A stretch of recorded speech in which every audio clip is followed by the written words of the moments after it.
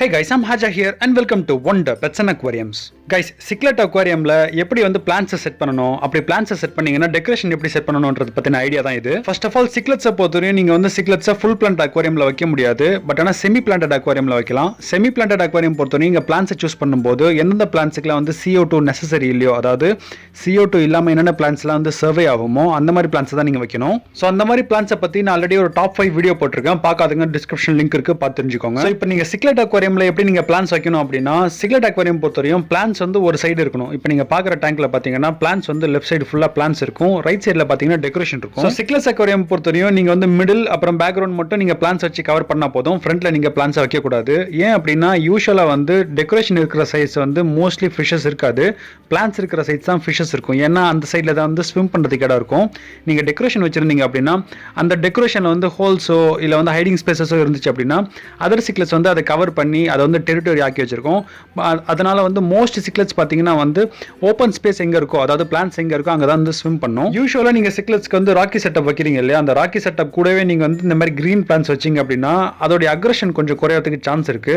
But ஆனால் அது எல்லா சிக்லெட்ஸ்க்கும் பொருந்தும் சொல்ல முடியாது. பட் ஆனால் ஒரு 60-70% சிக்லெட்ஸ்க்கு பாத்தீங்கன்னா அதோட அக்ரஷன் லெவல் ரொம்பவே குறையும். அடுத்து நீங்க வந்து சிக்லெட்ஸை ரொம்ப ஹாப்பியாகவும் ரொம்ப ஹெல்த்தியாகவும் நீங்க வச்சிருக்கிறதுக்கு வாட்டர் ரொம்ப பியூரா இருக்கணும். அதுவும் இல்லாம அம்மோனியா வந்து கண்ட்ரோல்ல வச்சிருக்கணும். ஸோ அம்மோனியா கண்ட்ரோல் பண்றதுக்கும் சரி, வாட்டர் பியூரா வச்சிருக்கிறதும் சரி, லைவ் பிளான்ட்ஸ் வந்து ரொம்பவே ஹெல்ப் பண்ணும். ஸோ என்னோட ஒப்பீனியன்ல நீங்க சிக்லெட் டேங்கோ இல்ல எந்த மாதிரி சிக்லெட் நீங்க வச்சிருந்தாலும் சரி, எல்லாரும் நான் என்ன மாதிரி ஃபிஷஸ் நீங்க வச்சிருந்தாலும் சரி, கொஞ்சம் லைவ் பிளான்ட்ஸ் நீங்க ஆட் பண்ணும்போது அது வந்து அம்மோனியா லெவல் ரொம்பவே குறைக்கும். அது மட்டும் இல்லாம உங்க டேங்க் வந்து கிளீனா வச்சிருக்கிறதுக்கு ஹெல்ப் பண்ணும். கைஸ், பேசிக்கா சிக்லெட்டோட கேரக்டர் பொறுத்தவரையும் பாத்தீங்க அப்படின்னா அது வந்து மண்ணை பறிக்கும். அதாவது நீங்க கீழே பாட்டம்ல நீங்க வந்து மண்ணு போட்டு வச்சிருந்தாலும் சரி, இல்ல வந்து சிப்ஸோ இல்ல ஸ்டோன்ஸோ நீங்க எது வச்சிருந்தாலும் சரி, அதை வந்து பறிச்சு ஒரு குழி மாதிரி ஆக்கி வைக்கும்.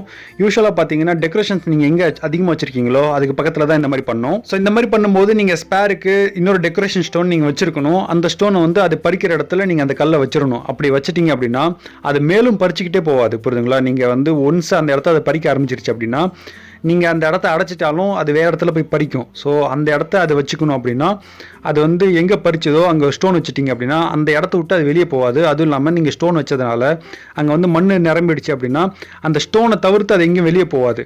ஸோ அதனால் நீங்கள் இந்த மாதிரி பண்ணிட்டீங்க அப்படின்னா அது டெக்கரேஷன் அழகாகவும் இருக்கும். அதுவும் இல்லாமல் அந்த ஃபிஷஸ் வந்து வேறு இடத்துல தோண்டாமல் இருக்கும். அடுத்து நீங்கள் இந்த மாதிரி ஃபிஷஸ்லாம் நீங்கள் சூஸ் பண்ணும்போது யூஸ்வலாக வந்து எந்தெந்த பிளான்ஸுக்குலாம் வந்து ஸ்டெம் நல்லா திக்காக இருக்கோ அந்த மாதிரி பிளான்ஸை மட்டும் தான் நீங்கள் சூஸ் பண்ணணும். ஸ்டெம் வந்து வீக்காக இருந்தாலோ இல்லை சின்னதாக இருந்தாலோ அந்த மாதிரி பிளான்ஸை நீங்கள் சூஸ் பண்ணீங்கன்னா அது ஈஸியா புடிங்கி விட்டுரும். அது இல்லாம ஈஸியா உடைக்கவும் செய்யும். சோ அதனால நீங்க பிளான்ட்ஸை சூஸ் பண்ணும்போது நல்ல ஹார்டான ஸ்டெம் இருக்கிற மாதிரி நீங்க பிளான்ட்ஸை சூஸ் பண்ணுங்க. அடுத்து பாத்தீங்கன்னா as usual நீங்க வந்து எப்படி நீங்க சிக்லெட்ஸ்க்கு கேர் பண்றீங்களோ ஒரு 2 days once 3 days once carrying வந்து கம்பல்சரி. சோ அதனால நீங்க வந்து செமி பிளான்டட் அக்வாரியம் வச்சிருந்தீங்கன்னா கொஞ்சம் கேரிங் அதிகமாவே இருக்கணும். கைஸ், கண்டிப்பா நான் சொல்றேன், நீங்க சிக்லெட் டேங்க்ல நீங்க லைவ் பிளான்ட்ஸ் நீங்க வச்சிருந்தீங்க அப்படின்னா அது ரொம்ப ஹாப்பியா ஃபீல் பண்ணும். அது ஹாப்பியா ஃபீல் பண்ணிச்சுன்னா கலர் நல்லா பாப்பப் ஆகும். அப்படி ஆச்சு அப்படின்னா உங்க அக்வாரியமே பார்க்கிறதுக்கு ரொம்ப பியூட்டிஃபுல்லா இருக்கும். அதை பார்த்து நீங்க ரொம்ப என்ஜாய் பண்ணுவீங்க. சோ கைஸ், உங்களுக்கு இந்த வீடியோ பிடிச்சிருக்கும் நம்புறேன். வீடியோ பிடிச்சிருந்தா லைக் பண்ணுங்க, யூஸ்ஃபுல்லா இருந்தா சப்ஸ்கிரைப் பண்ணுங்க. Thank you for watching.